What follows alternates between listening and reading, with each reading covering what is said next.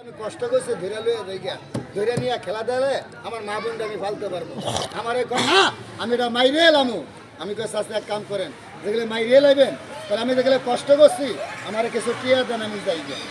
চাষির এই কথা কনে চাষি আমার 500 টাকা দিছে 500 টাকা দিয়ে কি কথা জানেন কত টিয়া ডালে জাগে আমরা মাইরে এলাম তাই আমি মনে মনে চিন্তা করলাম যে 500 টাকা পাইছি আমার লাভ হয়েছে এখন যদি সাপটা বাঁচাইতে পারি তা আমার আরও লাভ হইব না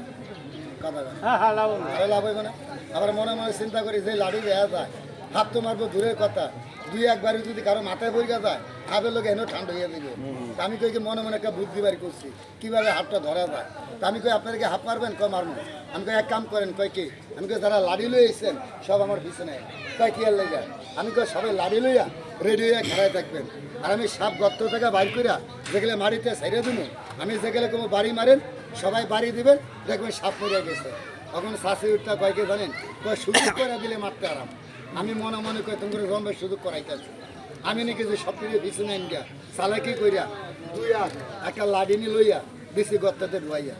গর্তের ভিতরে ঢুয়াই যায় কই আপনারা কি রেডি কয় আমরা রেডি তুমি খালি বাইর করো যেই কথাটা কইছে আর লাড়ি দিয়া হাবের ফেটার মতো মাছকে গুতা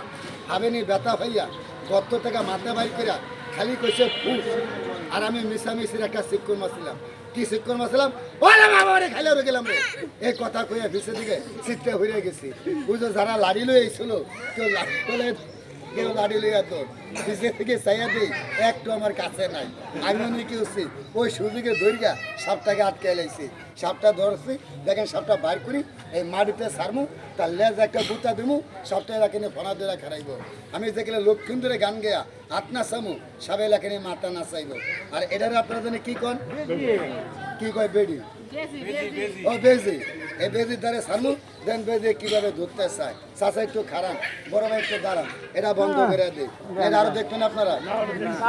জাতির ভিতরে যা সাপের ভাও দেখছিলেন কই না দেখছিলেন দেন নাই এই দেখেন সাপের ভাও মানুষের কয়কে জানেন কয় সাপের পাও দেখলে মানুষ বলে বড় লোক হয় কথাটা কয় না কথা কয় না সাপের ভাও দেখলে মানুষ বড় লোক হয় না এটা হলো মিথ্যা কথা কেন সাপের ভাও দেখে যদি মানুষের বড় লোক হইতো তাহলে আমি কি আর রাস্তায় চিল্লাইতাম আমি ছোটকাল থেকে হাত ধরি সাপের ভাও দেখছি বড় লোক হলে কি আমি আগে হইতাম না তাহলে সাপের ভাও আছে শুধু দেখলে যেন বড় লোক হয় এটি হলো মিথ্যা কথা তাহলে তার ভাও কোনটা এই দেখেন আমি আপনাকে দেখাই তাহলে সাপের ভাও কিন্তু মানুষের মতন না সাপের পাও কিন্তু বেদির মতন না সাপের পাও কোনটা বুঝো যেটাতে আড়ে